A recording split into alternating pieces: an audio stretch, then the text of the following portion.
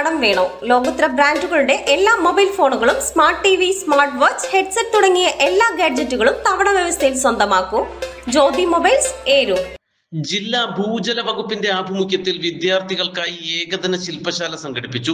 ജലത്തിന്റെ അമിത ഉപയോഗം തടഞ്ഞുകൊണ്ട് ജലത്തിന്റെ ശുദ്ധതയും സംരക്ഷണവും പുതുതലമുറകളിലൂടെ സാധ്യമാക്കുക എന്ന ലക്ഷ്യത്തോടെയാണ് വിദ്യാർത്ഥികൾക്കായി ശില്പശാല സംഘടിപ്പിച്ചത്.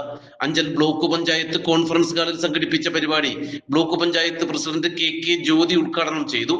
നദികളും കുളങ്ങളും തോടുകളും ഒക്കെയുള്ള കേരളം പോലെ ഒരു സംസ്ഥാനത്ത് ഏറ്റവും കൂടുതൽ അലട്ടുന്ന ഒന്നാണ് കുടിവെള്ളക്ഷാമമെന്നും എന്തുകൊണ്ട് ഇങ്ങനെ സംഭവിക്കുന്നു എന്നതിൽ ഗൗരവമേറിയ ചർച്ച ആവശ്യമാണെന്നും കെ ജ്യോതി പറഞ്ഞു.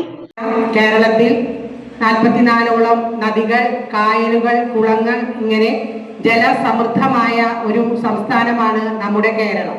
എന്നാൽ ഇത്ര കണ്ട് ജലാശയങ്ങളാൽ സമ്പന്നമായിരുന്നിട്ടും ഇന്ന് നമ്മൾ ഏറ്റവും വലിയ പ്രതിസന്ധിയായി നേരിടുന്ന പ്രതിസന്ധി കുടിവെള്ള ക്ഷാമമാണ്.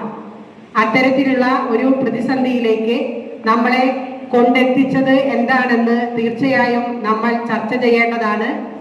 അത്തരത്തിലുള്ള അവസ്ഥയിലേക്ക് കൊണ്ടെത്തിക്കുന്ന സാഹചര്യങ്ങൾ മനസ്സിലാക്കി അതിനെതിരെ വിദ്യാർത്ഥികളെയും സമൂഹത്തെയും ബോധവൽക്കരിക്കേണ്ടത് ഇന്നത്തെ കാലത്ത് ഏറ്റവും വലിയ ആവശ്യമാണ്.